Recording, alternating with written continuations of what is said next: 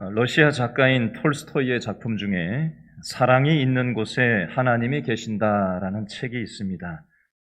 이 책의 주인공으로 나오는 구두수송공 마르틴이라는 사람이 있는데 아내와 두 자녀를 잃고 막내 아들과 단 둘이서 살아가고 있었습니다. 그런데 하나 남아있던 아들마저도 병으로 죽게 되었습니다.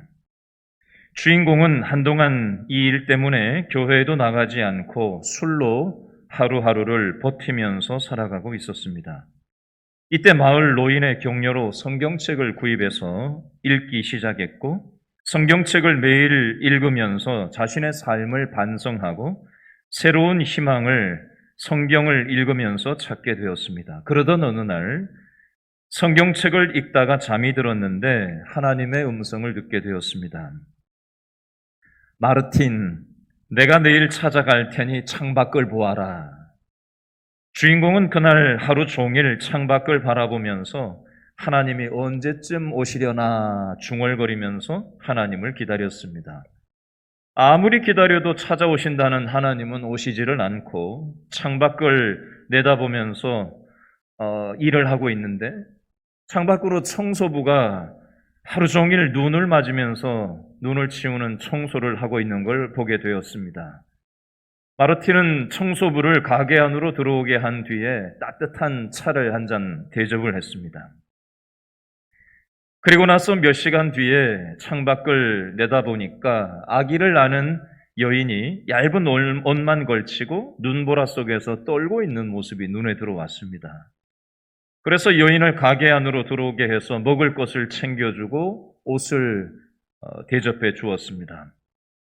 또 시간이 흘러서 거의 해가 질 무렵 창밖을 내다보았더니 사과를 파는 할머니가 사과를 훔친 소년을 붙잡고는 야단을 치고 있었습니다.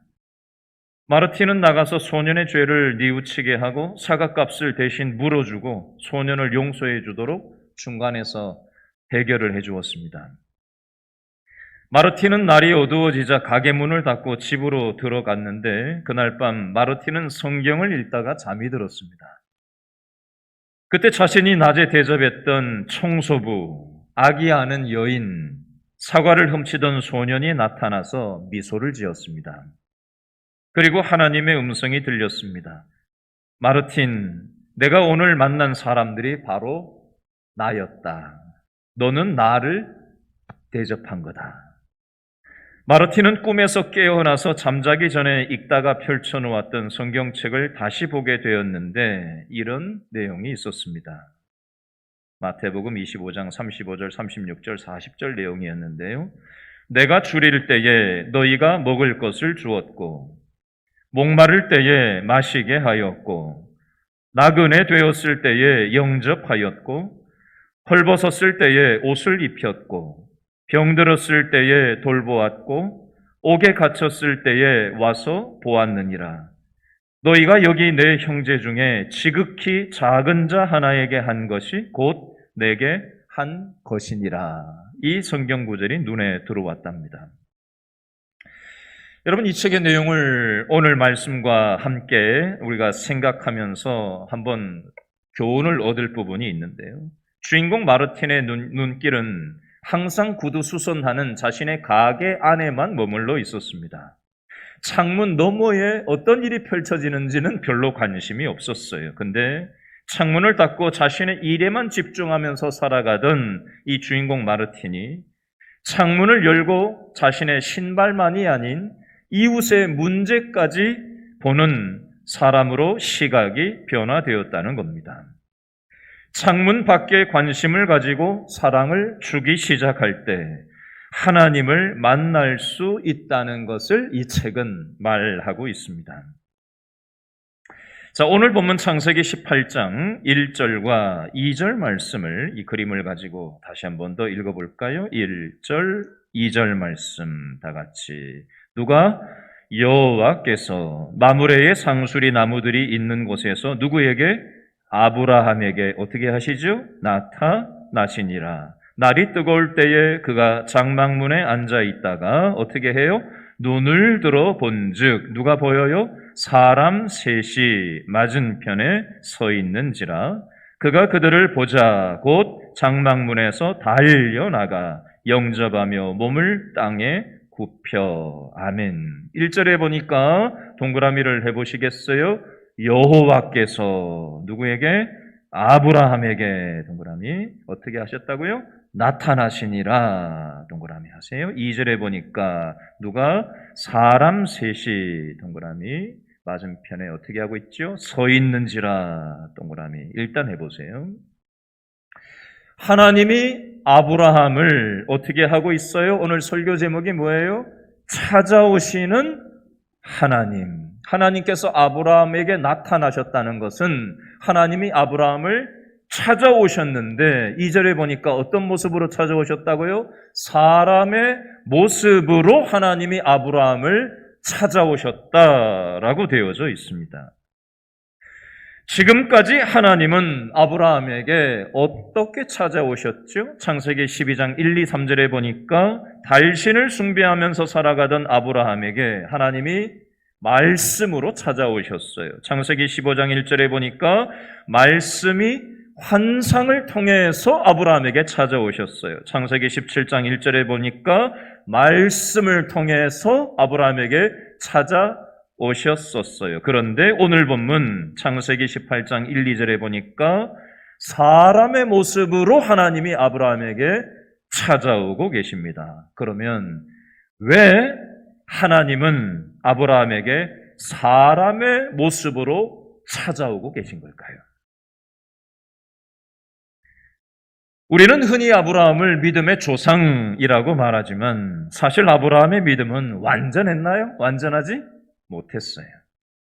우리로 치면 주일날 교회에 나가서 예배는 참석하는데 직장 생활, 가정 생활 속에서 계속해서 실패하고 넘어지기를 반복하더라는 겁니다. 하나님의 말씀을 기대하지 않고 믿지를 못하더라는 거예요. 아브라함의 모습이나 우리의 모습이나 거기서 거기 아닌가요?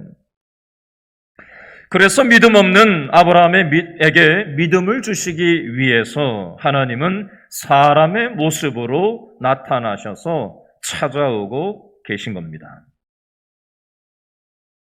질문합니다. 여러분이 아는 하나님은 어떤 하나님입니까? 여러분은 어떤 하나님을 지금껏 경험하면서 살아오셨습니까? 하나님하고 요즘 친하게 지내시나요? 하나님의 음성이 들리시나요? 하나님이 무언가를 깨닫게 하고 계십니까?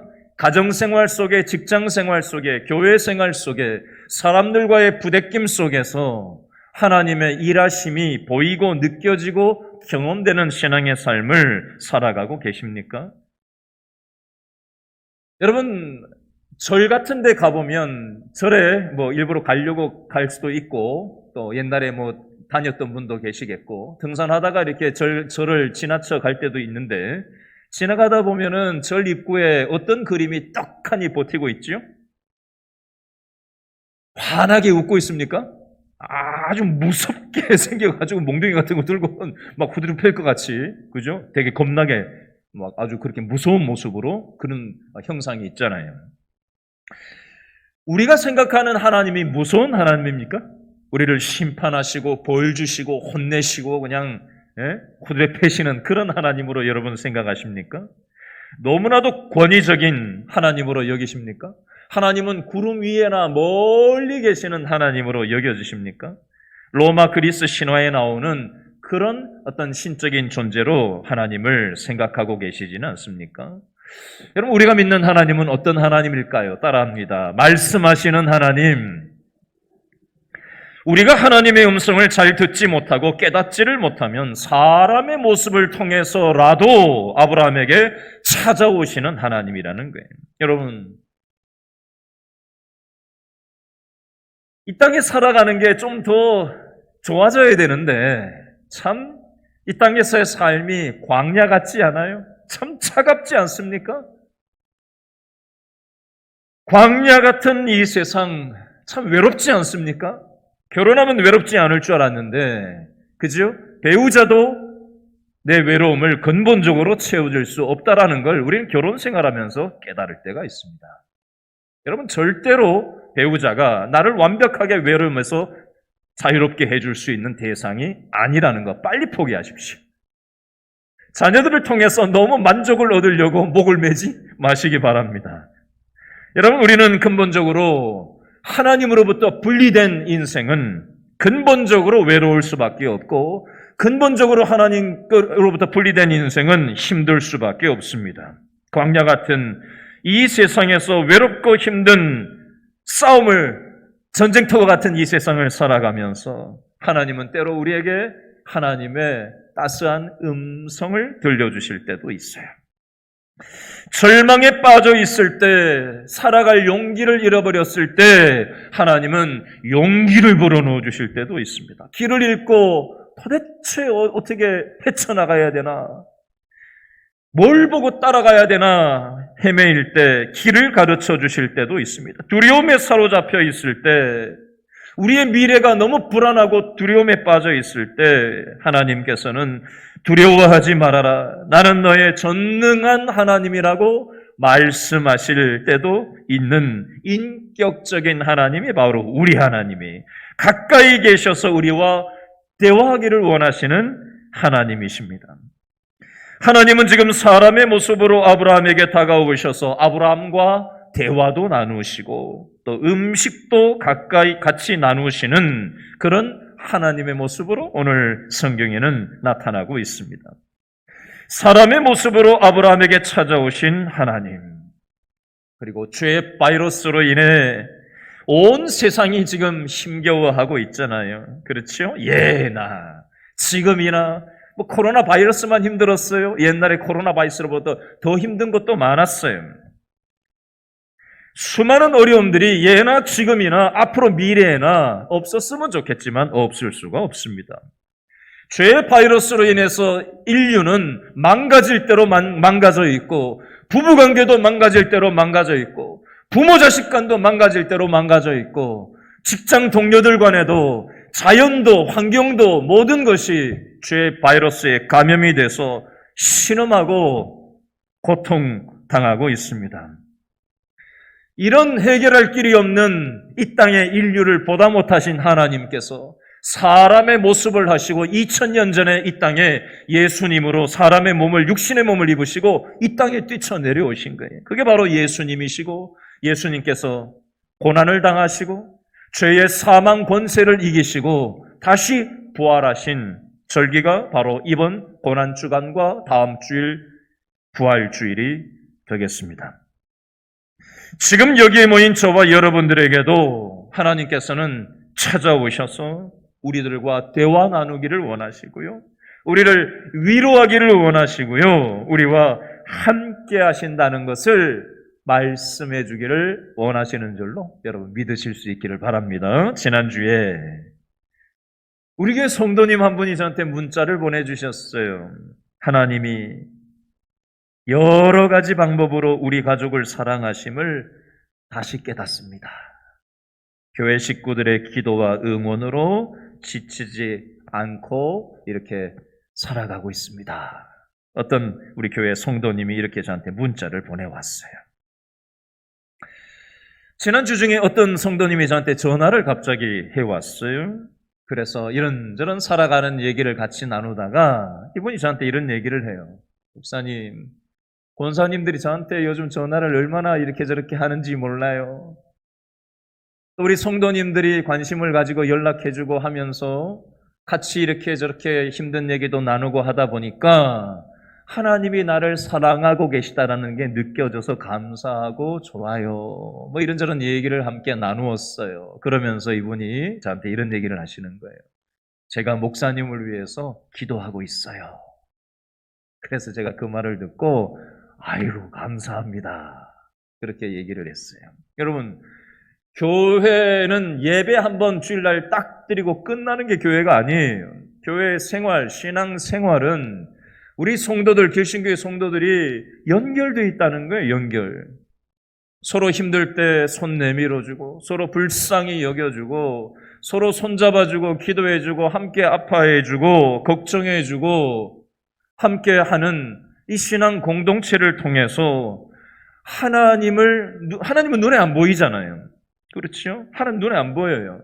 근데 성도들을, 믿음의 식구들을 하나님께서 우리에게 연결시켜 놓으셔서 서로 챙겨주고 서로 불쌍히 여기고 서로 마음을 함께 나누고 기도해 주면서 눈에 보이지 않는 하나님을 성도들의 사랑과 돌봄과 서로 상호 책임지는 이 일들을 통해서 하나님의 사랑을 경험하고 위로를 받고 다시 용기를 얻고 또 방향을 다시 한번 새롭게 하는 그런 일들을 신앙생활, 믿음의 성도들과 함께 하면서 이 일들을 하기를 하나님이 원하시는 거예요. 이 일들에 우리를 함께 쓰임받게 하시려고 우리를 교회 식구들로 붙여주신 줄로 믿습니다. 아멘.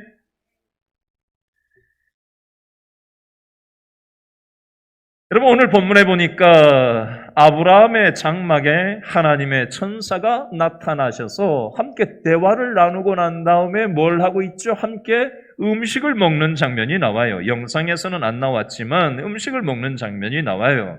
이걸 쉽게 얘기하면 하나님과 아브라함과 뭘 하고 있는 거예요?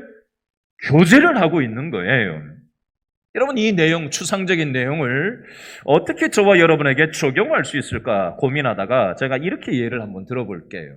지난주 중에 우리 성도님 한 분이 저한테 이런 얘기를 하셨어요. 목사님, 요즘 교회에서 하는 이 성경 읽기를 습관이 들어가지고 성경을 읽으면서 너무 행복하고 좋습니다. 근데 이분이 두 번째 얘기를 하시는데 뭐라 그러시냐면 성경을 읽은 내용을 가지고 성경 말씀대로 내가 살아내려고 요즘 애를 써보고 있는데 최근에 자기가 경험한 내용을 얘기하시는 거예요. 내 상황이 현재 이런데 내 상황이 이러니까 이렇게 하고 싶은데 하나님이 저렇게 할 마음을 주셨다는 거예요. 그래서 내 마음의 뜻보다 하나님이 원하시는 마음이라고 믿고 순종하고 움직여 보았다라는 얘기를 저한테 하셨어요. 두 번째, 본인의 자녀 문제를 저한테 얘기하시면서 내 뜻은 이러한데 하나님 뜻은 저러하라고 얘기하시는 것 같아서 내 뜻이 아닌 하나님의 뜻대로 본인의 뜻을 수정하는, 고치는, 변화시키는 그 경험을 했다라는 얘기를 저한테 나눠주셨어요. 여러분, 성경을 읽는 자체가 목적이 아니에요. 일독을 했냐, 몇 독을 했느냐가 목적이 아닙니다. 성경을 읽은 것을 살아내는 것이 중요한데 물론 우리는 완벽하게 살아낼 수는 없어요. 그럼에도 불구하고 하나님께서는 하나님 뜻대로 어떻게든지 살아보려고 애쓰고 또 자빠지고 넘어질지라도 또 일어서서 하나님 뜻대로 살아가려고 하는 그 중심을 하나님은 이뻐하실 줄로 믿습니다. 우리 교회 성도님들이 지난 8월부터 해서 주보 보시면 아시겠지만 많은 분들이 성경 읽기에 참여해서 많은 분들이 함께하면서 성경 읽는 재미를 느끼신다고 얘기하시는 분들이 참 많아요. 여러분, 성경을 읽는 자체가 목적이 아니라 읽고 나서 이 말씀대로 우리가 살아내려고 하는 이 몸부림, 하나님께서는 이 몸부림을 귀하게 보시는 줄로 믿습니다. 이것을 통해서 교회가 세워지고 성도가 세워지고 하나님이 기뻐하시는 교회로 세워질 수 있도록 기도해 주시고 함께 이 일에 동참해 주시기를 부탁드립니다. 계속해서 아브라함의 태도를 우리가 좀 생각을 해 보려고 하는데요. 아브라함은 어떤 태도가 있었냐? 18장 3절부터 8절 말씀에 보면 사람의 모습을 한 하나님의 천사가 아브라함에게 방문하고 찾아오셨을 때 이것을 알아본 아브라함의 반응이 어떠한지 몇몇 수식어를 통해서 좀 정리를 해보려고 합니다. 밑줄을 그으시는데요. 제가 몇몇 가지를 좀 핵심만 짚어드리겠습니다. 2절에 보니까 달려나가 있죠? 밑줄 그으세요. 2절 셋째 줄에 달려나가. 6절에 보니까 급히 밑줄, 속히 밑줄.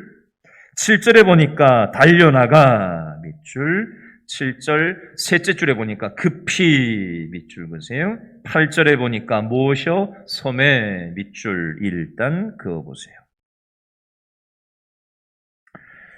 여러분, 아브라함 입장에서 한번 생각해 보세요. 아브라함은 지금 너무 땡볕이라 가지고 우리나라 땡볕하고 비교가 안 돼요. 예, 우리나라도 시골 가면은 막 새벽부터 농사 짓는 분들은 새벽부터 이렇게 일을 하잖아요. 빨리. 너무 뜨겁지 않을 때 막 일을 막 해놓으려고 막 급히 하잖아요. 그리고 이제 참 먹고 한잠, 낮잠도 자고 이제 그런 게 있는 것처럼 이 중동 지역이니까 얼마나 햇볕이 뜨거워요. 그러니까 낮에는 좀 쉬어주고 이동도 하지 않는 그런 시간대에 아브라함이 쉬고 있고 다 쉬고 있는데 갑자기 예상하지 못한 사람들이 들이닥친 거예요. 아니, 낮잠 잘 시간인데 갑자기 사람들이 예고도 없이 찾아오면 내가 쉬는 시간을 방해받았다고 생각되지 않을까요? 그렇죠? 더운데 이 땡볕에 누군가를 대접해야 된다라는 게 불편한 일이잖아요. 그렇죠? 그리고 아브라함 나이가 지금 99세거든요. 아니, 내가 지금 나이가 몇인데 지금 이렇게 누구를 돌보고 섬기고 하는 게 힘들고 귀찮다고 생각할 수 있잖아요. 그렇죠? 그리고 지금 아브라함이 한 반응을 보면 6절에 보니까 고운 가루 세 스아를 가져다 반죽해서 떡을 만들었다고 되어 있는데 세 스아는 이 한 20kg 이상 되는 양을 떡을 만든다는 그런 정도예요. 이 엄청난 양이거든요. 세 사람 대접하는 정도가 아니에요. 이건 20kg를 부풀려 놔봐요. 얼마나 양이 많겠는가. 7절에 보니까 기름지고 좋은 송아지를 이 사람들 대접하려고 잡았다는 거예요. 돈이 얼만데 그게. 아깝잖아요. 여러분, 이걸 통해서 우리가 적용해서 좀 생각을 해보려고 합니다. 저와 여러분도 하나님께서 신앙의 삶을 살아가는 동안 우리는 이런 마음이 있어요. 내 시간 뺏기기 싫고요. 방해받고 싶지 않고요. 불편한 거 싫고요. 힘들고 귀찮은 거 안 하고 싶고요. 돈 내놓기 싫고요. 이건 누구나 다 똑같은 거예요. 그죠? 내 거 챙기고 싶고 내 시간 갖고 싶고 편하고 싶고 누리고 싶지 누가 내 거 내놓고 시간 내놓고 불편고 귀찮은 거 힘든 거 예고에도 없던 거 그냥 밀고 들어오면은 하고 싶은 사람이 누가 있어요. 그런데 아브라함이 지금 그걸 했다는 얘기예요. 이걸 통해서 우리가 어떻게 적용할 수 있을까요? 하나님께서는 우리가 믿음의 삶을 살아가는 동안 하나님께서는 우리에게 붙여주신 사람들이 있어요.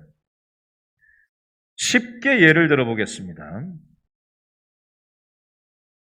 좀 전에 일부 예배 마치고 나니까 우리의 성도님 한 분이 예배를 마치고 나가시면서 저한테 목사님 기도해 주세요 얘기를 하시는 분이 계셨어요. 왜 그러세요? 그랬더니 형제 중에 한 사람이 갑자기 쓰러지셔서 응급실로 지금 중환자실에 누워 있다는 거예요. 의식을 잃어버리고 누워 있다는 거예요. 동생이.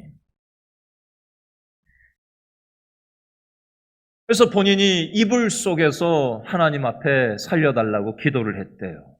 그랬더니 하나님께서 눈을 뜨게 해주셨다는 얘기를 하면서 이분이 뭐라고 얘기를 덧붙이시냐면 이불 속에서 하나님께 도와달라고 내 동생 살려달라고 기도한 기도지만 하나님께서 살려주셨다라고 믿음의 고백을 하시더라고요.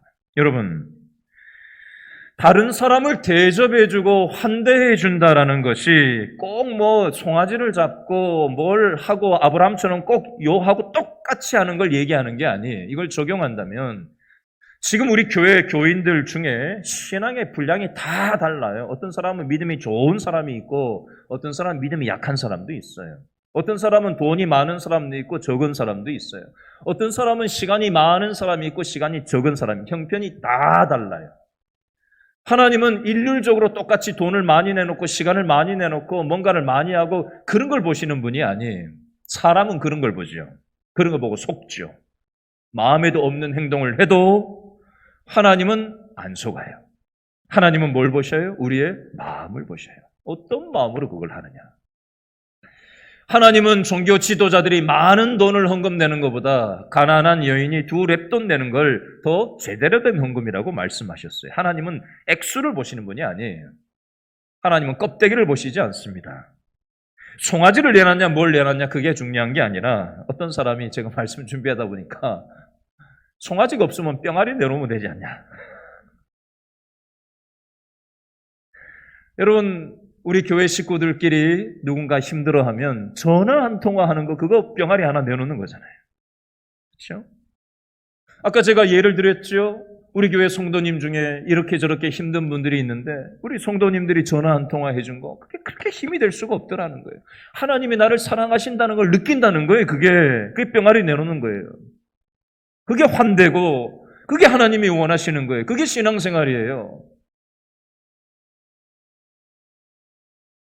따뜻한 위로의 말. 요즘 얼마나 살기 어려워요. 다 마스크 쓰고 예배당에 와서도 마스크 쓰고 이렇게 있어야 되고. 그래 나가다가 서로 따뜻하게 웃어주는 거. 그 별거 아니지만 별거일 수 있어요. 따뜻하게 웃어주는 거. 눈 인사해 주는 거. 작은 거지만 참 불안하고 두려운 삶을 우리가 살아가는데 서로에게 힘이 되고 격려가 되고 위로가 될 수 있어요. 하나님께서 우리를 아무 조건 없이 환대해 주셨잖아요. 그렇죠? 사람의 모습으로 이 땅에 오셔서 십자가의 방식으로 죄의 바리스에 물들어서 불안하고 두려움 가운데 답이 없는 우리 인생 가운데 찾아오신 거 아니에요. 아브라함이 뭐 잘한 게 있어요? 실수하고 지 맘대로 살았고 하나님의 뜻을 기대하지 않고 인간적인 뜻대로 자기 방법대로 고집대로 하나님의 뜻을 못 기다리고 아브라함도 우리처럼 여전히 실수하고 실패하고 있었거든요. 그런데 사람의 모습으로 지금 찾아오고 계시잖아요. 저와 여러분에게도 사람의 모습으로 찾아오신 예수님, 십자가 지시려고 이 땅에 오신 예수님, 아무 조건 없이 자격 없는 우리들을 받아주시고 용납해 주시고 환대해 주신 이 십자가 사랑을 우리가 받았다면 우리도 때로 방해받고 불편하고 힘들고 귀찮고 돈을 내놓고 시간을 내놔야 되는 그 상황이 올지라도 하나님의 뜻 안에서 할 수 있는 작은 믿음으로 순종하고 실천하고 우리가 하나님 뜻에 따를 때 하나님을 만날 수 있다고 오늘 성경에서는 말씀하고 있습니다. 하나님은 우리에게 가정 식구도 붙여주셨고 직장 동료도 붙여주셨고 교회 성도도 붙여주셨어요. 이 모든 만남들을 우연한 만남이라고 왜 이런 만남을 줬냐고 하면서 살아갈 수도 있지만 그 모든 만남 속에 하나님의 섭리를 발견하고 하나님의 뭔가 뜻이 있을 거야 라고 믿음으로 받는 사람들은 히브리서 13장 2절을 경험하게 됩니다. 히브리서 13장 2절 손님 대접하기를 잊지 말라. 이로써 부지 중에 천사들을 대접한 이들이 있었느니라. 손님이라는 것은 내 자녀가 손님이 될 수도 있습니다. 내 배우자가 손님이 될 수도 있어요. 내 배우자 영원히 나하고 함께하지 못합니다. 내 자녀 나보다 빨리 갈 수도 있어요. 어떻게 될지 몰라요.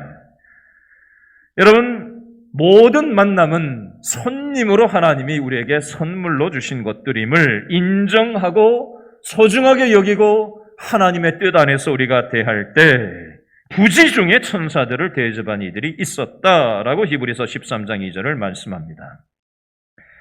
마태복음 25장 34절 36절까지 말씀해 보면 내가 다른 사람을 대하는 태도가 하나님하고 나와의 관계를 비추는 거울이 될 수 있음을 말씀하고 있습니다. 질문합니다.